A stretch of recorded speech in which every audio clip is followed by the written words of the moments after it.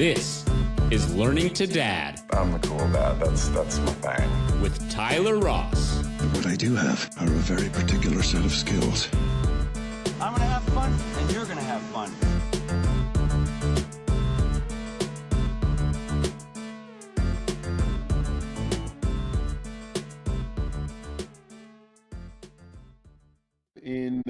I'm in San Mateo, California, just south of San Francisco. Oh, right. Have you been out there the majority of your life, or did you transplant out there? I was born and raised in Israel, actually. So came here in early adulthood. Okay. And what was one of the biggest, cultural or lifestyle shifts for you when you made that move? On like a serious level or on a fun level? We got time. I'll take both. Okay. On a serious level, it's the communication style. Israeli communication is very, like, I don't know what the right word for it, in your face. Like, imagine the way you communicate with close family, no secrets, very, like, anybody can be in your business, right? And it's very, like, you can tell your boss, like, hey, this is stupid and I don't like it. Right? Like, whereas in the U.S., that's just not acceptable. Everything is much more polite. And I'm not saying either one of them is better or worse, but it was a massive adjustment for me to have to be polite, to say, hey, how are you doing, but not really mean it. In Israel, if you say that, they'll give you a half-hour answer because you're interested, right? So I think that was the biggest sort of serious change for me. The biggest fun change was the beach. Israel is a lot of beach culture. You spend a lot of time at the beach. And then I had this image of California, California, right? They show it in all the TV and movies. It's swimsuits and surfing, and you get here in Northern California, the water is cold. Every beach is made of rocks, and nobody ever gets in the water. So it was super disappointing. Yeah. Having been to San Francisco, I can appreciate exactly what you're saying. I've never been to Israel, though, with exception to current events. It seems like a just wonderful place to be, and It is. I It love a is. straightforward person. It's a beautiful country, and yeah, it's unfortunate what's happening there right now. Yeah. So how have you adjusted your communication style? I imagine you have employees and your daughter and family, and do you, within your Israeli family, do you kind of get teased as a result of being so nice now, so polite?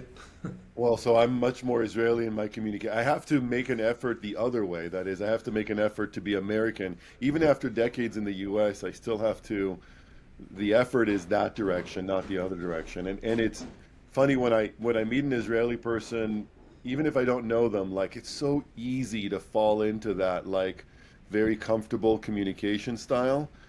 And it's much more natural to me. Whereas I have to always remind myself, like, no, be polite, have some layers of manners between you and the other person.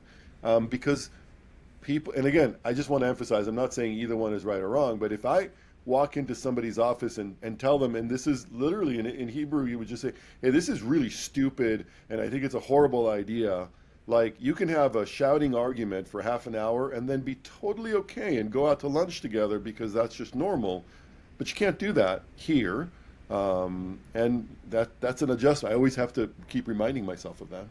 I have an Israeli friend, Yaron, who now that you bring that up, I've never noticed until now that maybe that's why he's so deliberate in the way that he speaks, is that he's containing within him the desire to just be incredibly straightforward.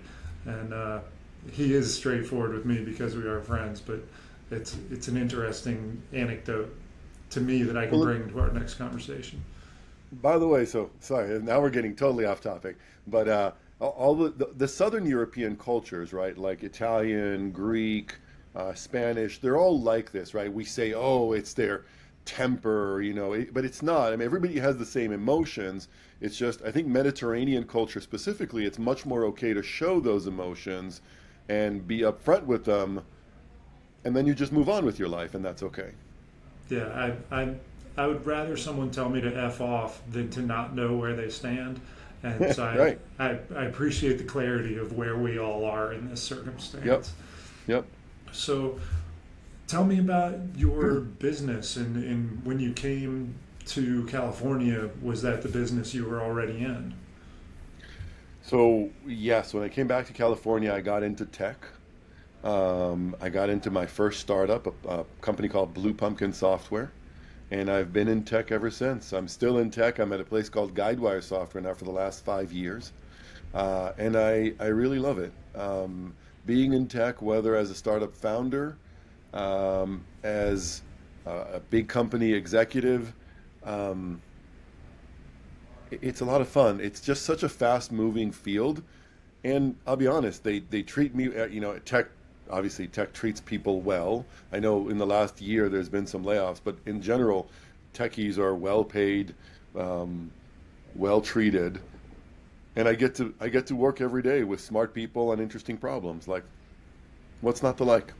Yeah, and then the industry, like you say, moves so quickly. I know very little about Right. tech. I'm just south of DC, and so I'm constantly bombarded with policy stuff and politics, which I'd much rather talk about business and the tech. But uh, as a real estate agent, if I don't sell a house, I gotta go find a new house to sell. I don't have a job 9 to 5 that I could be in for 30 years. And tech seems Yep. to have that in common, where it's constantly going from one startup to another. Is every business you've been in kind of short lived as and it gets No, acquired and or sold or so fails? I think that's a little bit of a misconception about tech. Some people love startups, right? And startups are very fast moving, and you do. The average duration at a startup job is 2 to 3 years, and you move from here to here looking for the next big thing, right? But that doesn't mean, like, at Guidewire, which is a relatively large company, we've got people here who celebrated their 20th anniversary, right? Wow. Yeah. So it really depends on the kind of career you want. If you want something a bit more dynamic, but also risky, the company could go out of business in 2 years. Startups are great. If you want something more stable, uh, I think better paying, you go into a larger company. And so the startup world isn't the only tech world, I guess is what I'm saying. There's some very stable. Guidewire is just amazing, right, in terms of stability. Um, and again, there have been. I just saw the email just a couple of weeks ago saying, "Oh, these are the people now that have celebrated their 20th anniversary here at Guidewire," and that's wonderful. So what does Guidewire do, and what do you do on behalf of Guidewire?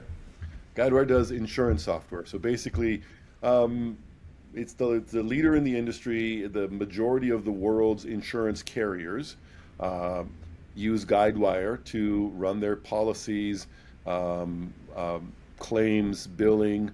So, for example, I do my insurance through a company called CSAA, which is a member of AAA. When I go and change my policy, unbeknownst to me, I'm actually using Guidewire software, stuff like that. Actually, is CSAA using our policy stuff? Folks, if you're from CSAA and you're watching me do this, feel free to send me an email and correct me if you're not yet using our policy center. But yeah, that's what Guidewire does. It's insurance software. You feel like it's not that exciting, but I get excited about any kind of problem. So for me, it's fun. Like, insurance drives the world. I get to see data on the impact of insurance on climate change. I get to build a whole new cloud platform for Guidewire. To me, these are super fun and interesting problems. Tech is on a steep curve of change, if not shooting Yep. straight up. Yep. And I think I tell people I could get excited about selling socks. You just find the thing that's exciting about it. That's right. What is it that excites you about it? Is it the innovation? Is it the problem solving? Is it the people that you're engaged with? Is it what is it? One is the people. Just due to the nature of tech, it lends itself to spending most of your day with relatively smart people. Um, the other is the fast pace of innovation, right? If I look at where I started out in tech 20 years ago compared to where I am in tech today, the world has changed, right? Like, the way we build software, the language of building software, the components of building software, the way we deliver it, every little part about software has changed in the last 10 years, 20 years, and is continuing to change. And so look at Guidewire, right? Guidewire was selling on-prem software. That means we would give our software to our customers and they would install it in their data center. 5 years ago, Guidewire decided to be a cloud vendor. By the way, I'm horribly oversimplifying this, but so now we've transitioned to that cloud model, and that was a complete transition of the company, this big problem to be solved, and we did it, right? And to me, like, if I'm selling cars, sure, every year there's a new model, but my job is relatively the same year to year. I like this aspect of like, it's different every year. Something is new, some new technology or process or product or problem that I need to adjust to. I guess as a result of that, it draws a lot of people who are nimble to change and anxious to change, Right. whereas so many other jobs or careers are here's what I did for 50 years. I got my gold watch, my pension, my whatever. So as it draws a lot of probably dynamic people to the industry. Yes, and we just talked about startups for a second. I want to note that the special thing about startup folks and tech folks in general is when you mentioned this sort of dynamic thinking, but it's also this notion of if I see a problem, it's an opportunity, right? Like a startup founder, when he or she looks at I went to the market and there was a problem, they're thinking, oh, maybe I could solve this. There's an opportunity here. It's a new business, right? That's the kind of thinking that tech attracts, and I think startups especially, of looking at those problems and going, oh, there's an opportunity here. What can we do? And I would imagine a lot of that is born in working for another tech company, like somebody at Guidewire might identify a problem that Guidewire is not interested in fixing, so they spin off and That's go right. do their own thing. That's right. And how long have you been at Guidewire? I've been here for almost 5 years. What was the transition from your last job to Guidewire like? Did that job run its course, or did you find yourself uncomfortable or disinterested? I wanted to change, and I've been in startups most of my career prior to Guidewire, and I kind of wanted to transition to a larger company to see what life was like on the other side. So no, it wasn't a bad transition. I had spent a few years at the previous startup I was at. I had successfully accomplished what I set out to accomplish. And then honestly, I wanted a bit more stability in my life. I have a daughter who is growing up. I wanted to spend more time with her. It was the right time. And honestly, I made the change right before COVID, and that added stability really made me feel better as we navigated this pandemic world. Yeah. So is it fair to rephrase some of that, and that your appetite for risk or excitement has shifted since having a child? Yeah, I would say so. I still, yeah, yeah. I mean, I still like a new challenge, right? There's a reason why I took on this job. What the mission that Guidewire offered me of going into the cloud was super exciting, and I thought that was just a really fun challenge. And I got to work with some really amazing people on it, right? But yeah, as my daughter, as I've become more and more invested into this parenting world, I'm finding that what's the phrase? I work to live instead of live to work. And Guidewire is the perfect place for that kind of work-life balance, I think. That's great. And what is it that you're doing when you go to the office or work from home? Are you working within a system? Are you doing the sales? Are you doing big picture or project management things? So I run product management and operations for the Guidewire Cloud Platform, which is a long way of saying that I spend most of my day in meetings, right? Because at the level I'm at, unfortunately, I don't get to do too much of the day-to-day work of actually building the product. I don't think I've written a line of code that should go into production in 10 years, which just makes me a little sad to say that. I don't think I've written requirements for a product in 5 years, which makes me even more sad to say that. And so most of my day is spent in meetings, sort of managing the teams I have, working with my peers at Guidewire, working with customers. That's sort of what my day-to-day is like. So we've got college kids coming out of the system looking for jobs. Anybody that's considering tech or already in the West Coast area or considering moving out to the West Coast area, do you have any advice for them with respect to how to get a job and what they should look for? So the hard thing is that nobody wants to hire junior devs, right? Because junior devs are actually a little bit of a burden on the team as opposed to a benefit. But junior devs have to start somewhere, right? So that's the unfortunate aspect of the system. So the best way to do this is through the connections you will make at school, right? Make sure that you have an internship, especially between sophomore and junior and senior years, because we like those interns and we try to hire many of them, right?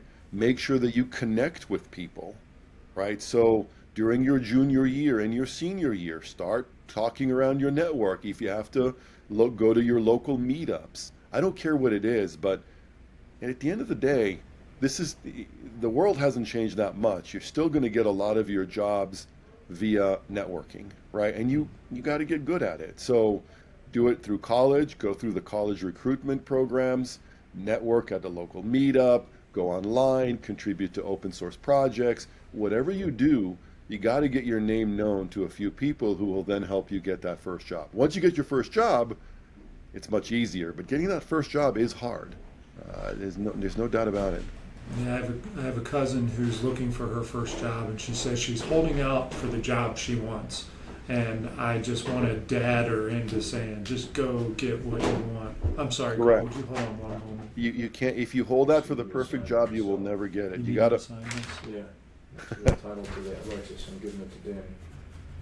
Sorry, I'm on a podcast. Sorry, it's my dad interrupting my Learning to Dad podcast. No worries. Apologies.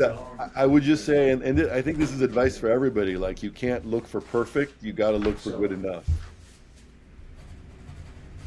Yeah, I couldn't agree more, and that's what I try to impart on anyone that will listen, and sometimes the people that won't listen. Have you ever, in the course of your work in tech, had to hire somebody or interview somebody? Oh yeah, all the time. Yeah, absolutely. Well, do you have any kind of favorite interview questions that you ask? Usually the way we try to run interviews is by running them through a scenario to see what their skills are, because subjective interviews like, oh, tell me what you did at your last job, like those aren't that helpful. And so what we try to do is we try to run objective tests. Like if you're a product manager, like imagine you're the product manager for Google. How would you solve this problem? And you lay out the problem for them, right? Because we try to be more objective at how we rank people based on certain things that we want to judge them on, as opposed to just a subjective conversation, which, ends up with like, oh, they happened to go on the vacation to the same place I went to last year. That makes them look favorable. Like, I don't want people making decisions based on criteria like that. So we try to, for every job we advertise, have a set test that we hire to. Mm-hmm. And then, have you ever been asked in your interviews an unusual question or had kind of an unusual interview experience? No, I find that tech doesn't do that, mainly because we're also strapped for good candidates that we can't scare them away too much, right? If we did something weird, people would just walk away. There's plenty of other jobs, right? So we can't be too weird about our questions. I will say one of the great ways that candidates impress me, and we still do this test, right? But there's always time for candidates to ask questions at the end of every interview, right? And The ones that really impress me are the ones that have clearly thought this through, right? Like, for example, I had one recently, not recently, I guess this was 2 years ago, that basically said, listen, after I ran them through this test of what a product manager should do, they said, so I understand Guidewire is doing this big transition from on-prem to cloud. In this role, what would be the 3 most important things I could accomplish in the first year that would contribute to that? And I want you to think about that, right? Like, that person clearly just showed me they did their research, Guidewire, big cloud transformation, and they're already thinking about what they can deliver. And that got us off into a good conversation of like, oh, we need this, this, and this. Like, what a great question, right? But it was just such a good way of showing they had done their research and were thinking about what value they could deliver, that I was just very impressed with that. And I ended up hiring them. Oh, that's great. You mentioned that layoffs earlier in tech, and you also mentioned the difficulty of finding good candidates. To what does the kind of industry chatter contribute that to? What do you mean? Well, I know that tech was one of the first industries to start with the layoffs a couple years ago. Right. And you just mentioned that it's difficult you don't want to scare off candidates because there are not a lot of great ones out there. I wonder if the industry in tech is saying, it's a reflection of the overall economy, or No. a reflection of the lack of the available cash that was out there in the system over the last 4 or 5 years, kind of drying up. Yeah, I think it was more the latter than the former. The economy's still doing well for tech companies. Tech companies are still doing great. I suspect that a lot of these larger tech companies, the ones that are doing the layoffs, basically overhired from 2019 on, right? Especially during the pandemic, they hired a lot of people very quickly, and now they're shedding some of those. But you know what? Even with those layoffs, it is still hard to find good candidates, right? We still struggle to find good people. So the jobs are out there. Sorry, this is going to sound bad. My sympathy to anybody who's currently been laid off and is looking for a job. I don't mean to make light of that. But I suspect what we're seeing is a lot more cyclical in nature, with the big tech companies just having overhired the last few years than anything systemic. Yeah, that makes perfect sense to me. I think it's a logical explanation for it. So being at Guidewire for 5 years now, a more stable company, in addition to transitioning careers, you transitioned your work-life balance, no doubt, because you said it was, work to live versus live to work. Can you talk about some of the rebalancing in your life from when your daughter was 5, 6 to she's 11 now, I believe? Yeah, she's 11. One is less travel. I was traveling quite a bit before, up to 2-3 weeks a month, and that's just not sustainable. I still travel, so I probably travel once a month now, but that's a lot more manageable. My calendar is a lot more stable, right? So I know ahead of time when I can take my daughter to school and when I can't. I know ahead of time when we can go out as a family and when we can't. Salary and benefits wise, right? A company like Guidewire is much more stable than being at a startup where the CEO is like, we've got 6 months of runway, and you're like, 6 months of runway. Well, we better do something or else I'm not getting paid in 6 months. I think those are the biggest things, but a lot of it is also just the less stress. When you're at a startup, I found that I was just stressed all the time because there's never enough. I mean, I'm not saying Guidewire has infinite resources, but there's more resources. I can get more help than I could at a startup, and that has reduced the stress. The last thing, which is also the bigger stressor, is that startups have a lot of what I would, I'm going to try to find a way to say this in not a bad way. Talented amateurs, right? Like a startup founder could be straight out of graduate school. They could be somebody who was an engineer for 3 years and then said, I'm going to start a company. And then they hire a couple of friends to help them, right? These are people who don't know quite how to do their job. Guidewire, if you look at our executive team, like the Guidewire CEO, Mike Rosenbaum, he's fantastic. He's had so much experience running companies that when I talk to him, I don't need to explain product management to him. right? And that has reduced my stress level quite a bit, right? Because I feel like I'm working with a team of professionals who really know how to do their job, as opposed to, and again, sorry, it sounds like I'm being negative towards startups. Like I'm not. Like a lot of those talented amateurs become great professionals later. Like that's one of the wonderful things about startups, is that they're a way to advance like that. But it does add something to your stress level. Yeah, I mean, every company that exists today was at one time a startup Exactly. at one level or another. And Yep. I mean, and you've got your own 11-year startup going right now, Yep. building a family in that way. That's right. What are some of the things you learned as as that, with, you've got a long runway on this one. Like what are some of the things you've learned over the last 10 or 11 years about yourself as a parent? So and I this is a little bit older than 10 or 11 years, but I thought it was an interesting lesson that applied both really well to both work and life, which is when I was about 30 some years old, my career was relatively plateaued, right? And I couldn't make progress. I just felt stuck. I felt like I couldn't get my peers to do what I was telling them to do. I couldn't manage my team properly. I felt really stuck. And I hired this personal coach. He was Israeli, so this will make a little bit more sense when I tell you this.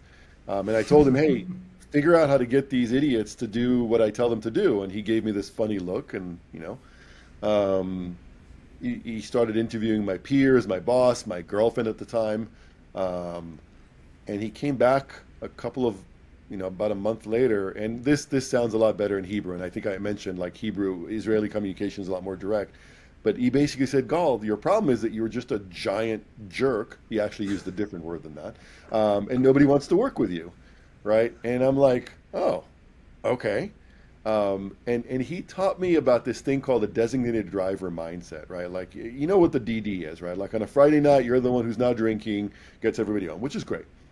But you're also the person with a bunch of drunks in the car who are incompetent, right? Which is fine on a Friday night when you're in your mid-20s, but that's not okay professionally. Like professionally, you have to assume that the people around you are competent. You have to assume that they're well-intentioned. You have to ask questions. You can't just be shut up and do what I tell you to do. Like I've watched people walk into meetings and completely destroy their credibility, even though they were 100% right by putting off this attitude, sometimes word for word, of like, shut up, I'm the only competent person here, just do what I tell you to do, right? And that is the designated driver mindset. And once I learned that, life became so much easier, both on the professional and the personal level. And I still to this day, sometimes when my daughter makes a decision that I don't agree with, I want to be like, no, that's stupid. Let me make the decision for you. And I have to remind myself, like, maybe she's right. Maybe she knows something better. And also, I also have to let her make mistakes, right? Like, I can't be the designated driver. I have to assume that she's well-intentioned and competent, and let her make mistakes if that's the case. Or maybe she'll surprise me. Maybe she made a good decision. Right, that sounds like she often makes bad decisions. She often makes great decisions, but kids are kids, and we were supposed to let them learn.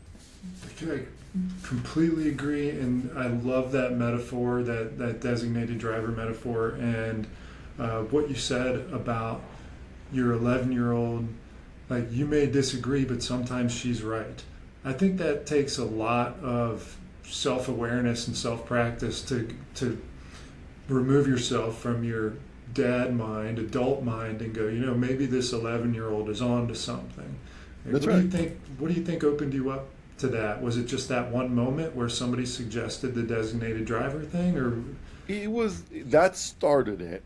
The rest of it, honestly, my wife has been the girlfriend at the time that he interviewed is now my wife. And she helped a lot.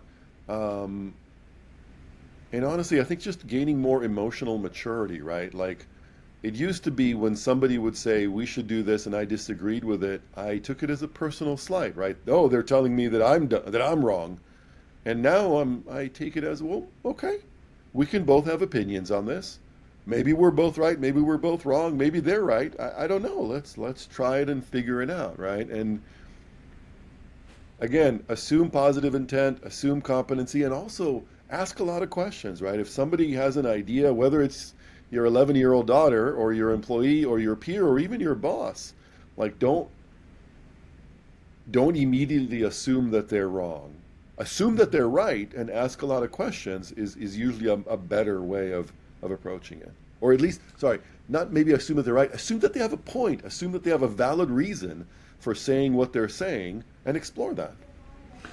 Valid's a wonderful word. I mean, I use it constantly when I'm trying to de-escalate circumstances between buyers and sellers, or my wife and kids, or my friends, where you go, look, the way they feel is a valid feeling that you may or may not agree with, but it's valid to them regardless. And I find that acknowledgement starts to bring everybody to a more peaceful place to start resolving problems. 100%. And sorry, I don't know how much you want to talk about politics on this show, but again, I'm Israeli. We know that the situation in Israel is pretty awful right now with Gaza. But it's interesting what I'm seeing in social media on my feed from both sides, right? Yeah. And from both sides, basically the approach is we are 100% right, they are 100% wrong, we did nothing wrong, they did everything wrong. And the only way to solve this is if they 100% give in to our demands and do everything we tell them to do. And that's literally word for word what both sides are saying, right?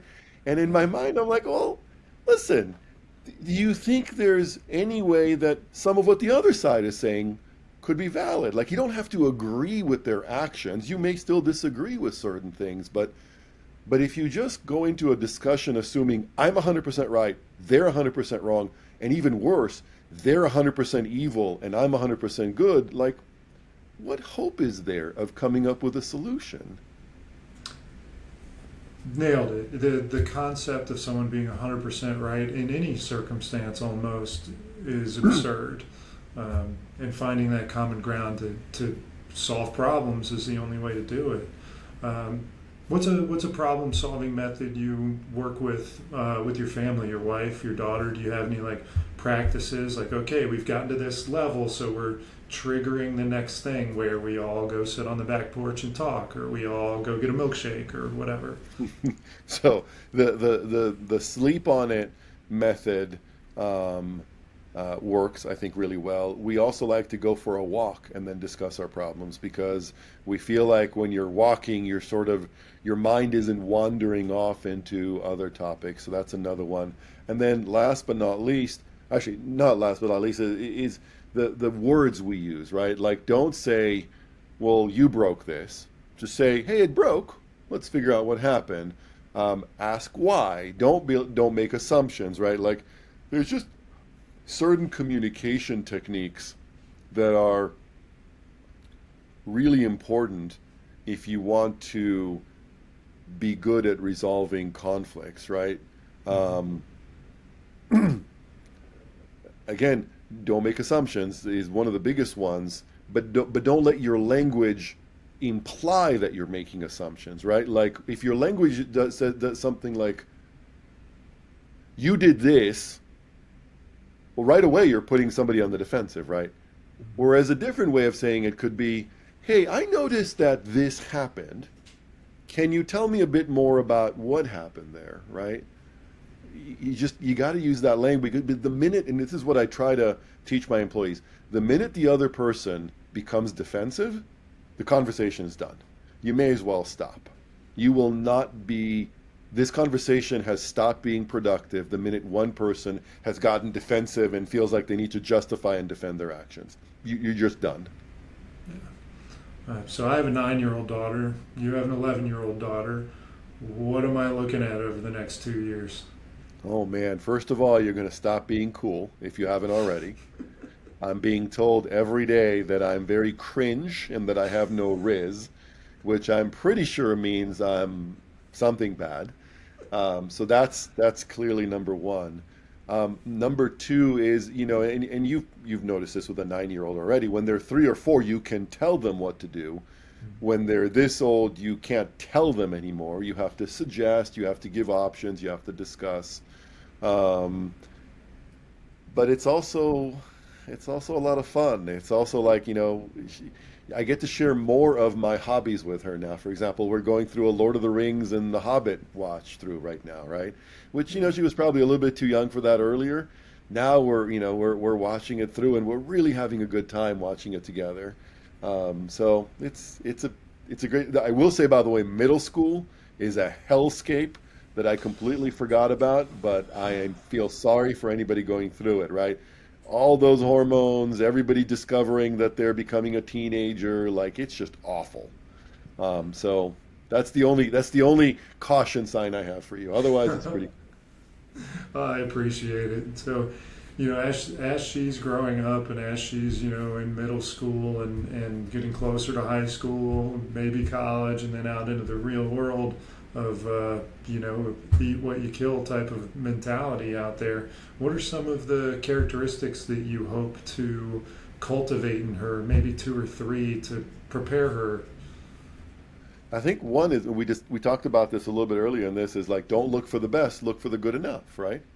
But don't compromise on the good enough, right? So like, let's talk about, God, I don't even want to think about dating. So let's talk about jobs, right? You don't have to have the perfect job, but you should list out what are your good enough, what are your minimal standards, and do not compromise on that, right? And the same should be true of boys or girls or whatever she chooses to have a relationship with. Again, I think that's a really important idea of like, don't look for the perfect, but absolutely don't compromise on the must-haves, right? That's number one. Number two is that growth mindset of like, hey, I can do it. I can grow it. I can learn it.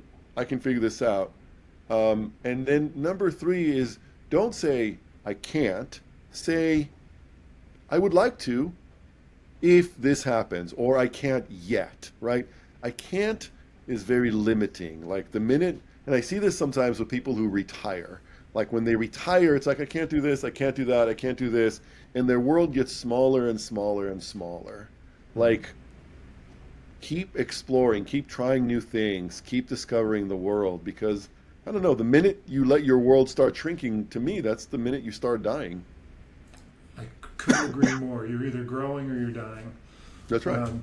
What are some of the things that you do to cultivate those? Any activities, hobbies, practices? Well, it's interesting. Her hobbies are very different than mine, right? So she's very creative. She loves to draw and sculpt and clay. She's musical, things that I'm not. So in many cases, I'm just like, hey, I'll encourage you, you know. And I used to, by the way, I used to go overboard with it, like, oh, that's amazing. And she's, in fact, told me, like, yeah, tone it down. Like, not everything I do can be amazing. I'm like, okay, good feedback. So, you know, be sparing in your praise, but also don't hesitate to tell them you're proud of them, is one of the things I've learned, right? So that's number one, is I just praise what's there. I also, and I think this is, I'm sure you've realized this now, like, our kids don't do what we tell them to do. They do what we do, right? Like, they model our behavior. So if I want her to know to not give up on things, I have to show her that I don't give up on things. If I want her to try new things, I have to try new things. And I have to discuss them with her and make them aware of these things. So that's my number one thing that I try to do now, is just model the kind of behavior that I want her to do. So, you know, as an example, when we looked at middle schools for her, we said, like, we're not going to find perfect, but what are the standards that we want to have as a minimum, right? Or when we talked about hobbies, we said, listen, and by the way, I had a hard time with this. Like, I have a hard time starting a new hobby because I don't like being bad at anything. Mm-hmm. And then I'm thinking to myself, what a horrible example I'm setting of, like, don't try anything because you'll be bad at it in the first few times. So now I'm trying new things. And yeah, it's just model good behavior. What are one of the new things you've tried lately? I tried bike workouts. I've never been a bike workout person. I tried it. I didn't like it, but I gave it a shot. You know, I tried 10 different lessons, you know, because that's also an important lesson. Sometimes you got to say, like, no, this isn't working, and you move on, right? I'm trying to learn how to play the piano now, inspired by her. So I'm trying that. Yeah, little things. Oh, I'm learning Hungarian. I picked up Duolingo, and I'm learning Hungarian, and occasionally my mother is Hungarian, and so we chat now in Hungarian.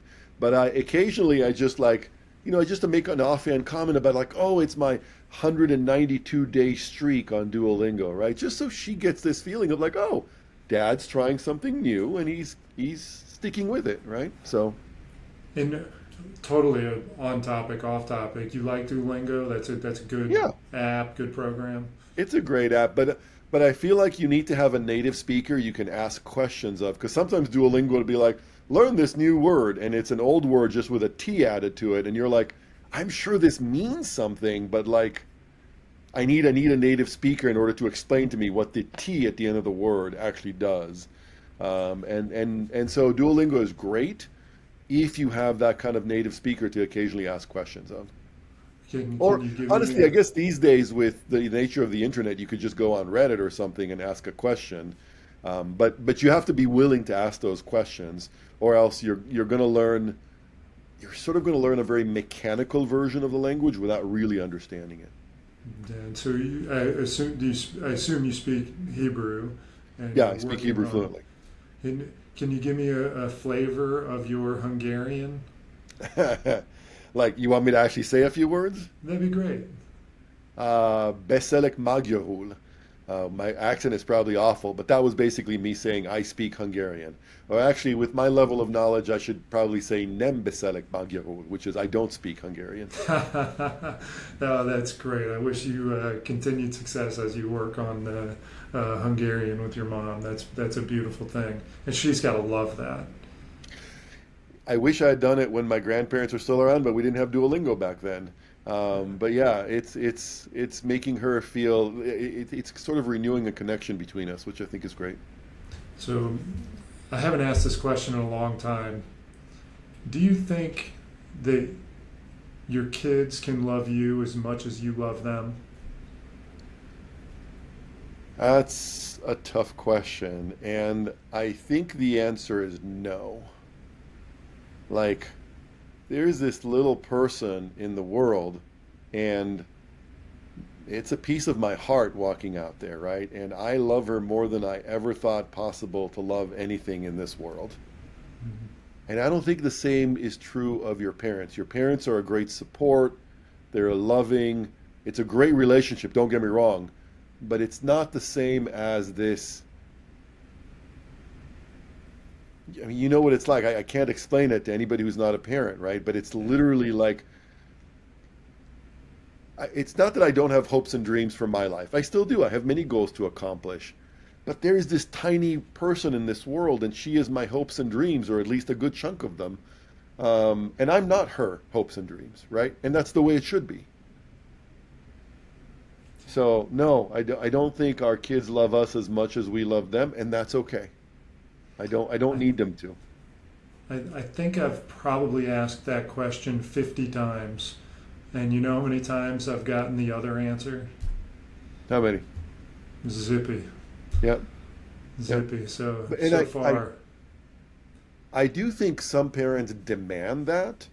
Mhm. And it's funny because the parents who demand it, like, you must return the love and service that I gave to you back to me, are the ones that will have the worst relationship with their kids, right? Like, the love and care and I guess maybe service that I provide to my kid, I do it willingly and voluntarily. Like, people, by the way, I see these discussions like, oh, when you have a kid, you have no free time. I'm like, I have plenty of free time. I'm just choosing to spend it with my kid. Like, watching The Hobbit with her is not me losing my free time. It's how I want to spend my free time. Like, doing bath time with her when she was younger and reading a book is not me being disappointed that I don't get to binge watch a show on Netflix. It's me saying, like, I love this. This is great. It's like, and I compare this to, like, if you own a dog, like, walking your dog is a thing that you enjoy because you love the dog, right? And this is sort of the same thing.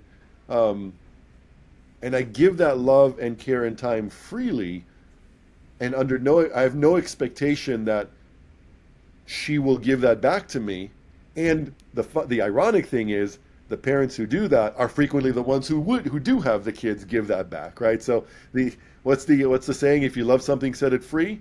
It's the same with kids. If you love them, you give all that, and realistically, they probably will provide that back for you, but don't expect it or demand it.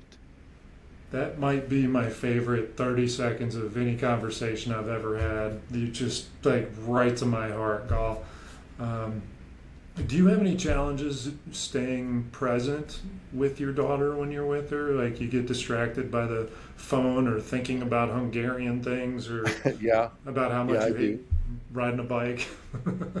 I do, and it's tough, and you have to stay present because they know for sure when you're not present. So you got to do it. You got to stay present, but you have to do that with everybody, right? And I feel like these days we get so distracted so easily that you got to work on it. I mean, this is one of the most valuable adult skills to cultivate these days, and especially if you're going to be a parent, is how to be present. All right, we're backing into 45 minutes, so I'm going to hit you with the lightning round if you're ready for Okay. it. What are 2 or 3 qualities that a super dad needs to have? Characteristics. Patience, respect, and good communication. A fictional dad or a real dad, whether TV, book, your family, someone else in your life. Is there a father figure that you've always admired? So can I give 2 quick answers to that? Absolutely. My father and I had a rocky relationship when I was growing up for a variety of reasons, but in the last 20 years, he's become a wonderful father and a great grandfather, and so I will definitely look at him as an example, and also my brother-in-law. He is a bit older than me. He's got a large number of kids, and I look to him as an example of what a wonderful parent. And in fact, sometimes I just pick up the phone and I'm like, "Hey, Bill, like, what would you do in this situation?" What By are the way, some? can I add that willingness to ask questions is also a great hallmark of a dad, right? Like, don't assume you always have the right answer. Like, it's okay to ask for advice. Humility is so important. Yeah.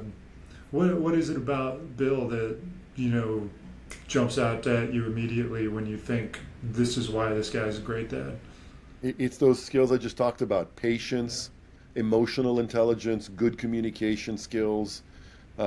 He embodies those, and sometimes I still struggle with them even at my age. But I think I'm getting better. Maybe by the time I'm 70, I'll be good at it.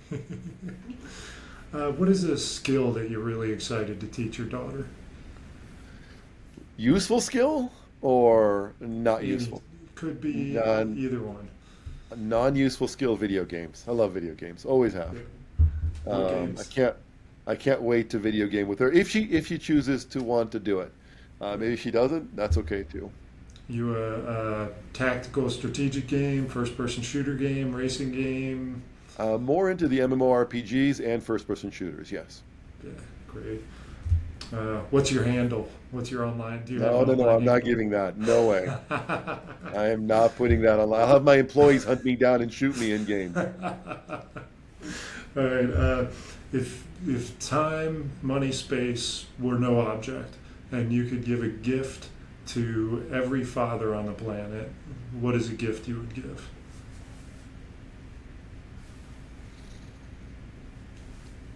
I would.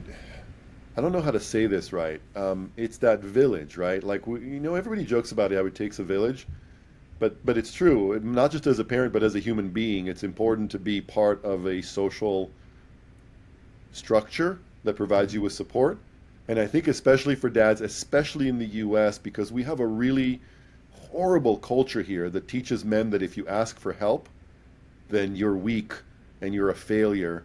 And the gift I would give all dads is the knowledge that we are all here for each other. It is okay to ask for help, and there are so many people waiting to help you.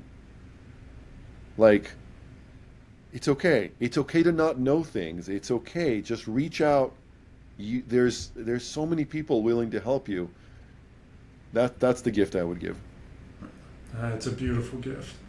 When in your life do you feel the most love? When I'm curled up on the couch with Lily, that's my daughter, and we're watching a movie together and chatting about it. Either that or she's 11, right? So she's more independent, but still sometimes at bedtime she's like, "Hey, Dad, you want to chat?" Like that to me is just so wonderful to like lie there on the bed with her and just chat. It's just amazing. It is wonderful. So before I ask you my last question, uh, where can people find you? You have a website, LinkedIn, Yeah. Instagram.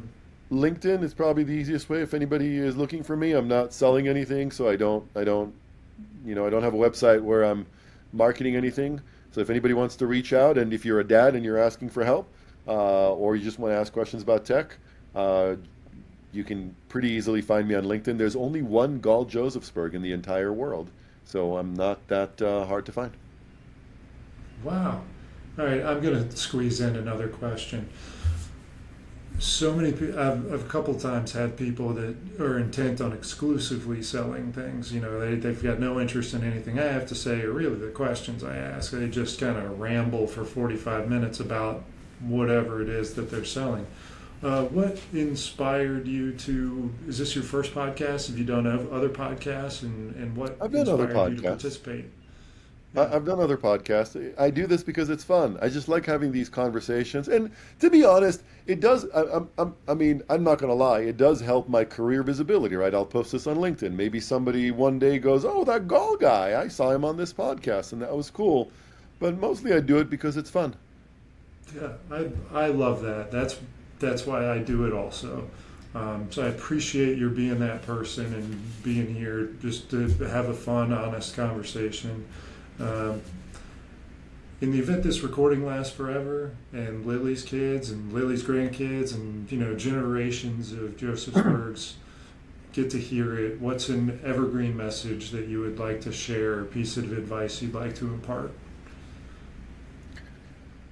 Um, can I separate this out? One for the rest of the world and one for Lily if she's watching this. Absolutely. For the rest of the world, again, it's that don't assume you're 100% right, the other person's 100% wrong. Somebody, I forget the exact saying. It was something. It was ignorance breeds conflict, knowledge breeds friendship, right? Like again, and that sounds like you have to be friends with everybody. You don't. And you don't have to agree with them, but like just take the time to listen openly and figure out where your middle ground is and what are some valid points. I think that's the best advice I could give anybody is just pause to think and ignore your misconceptions for a little bit. And then for Lily, if you're watching this, just know that no matter what you do, I'll always be here if you need help, if you need support, if you need advice. I'm always going to be here for as long as I can be. All right.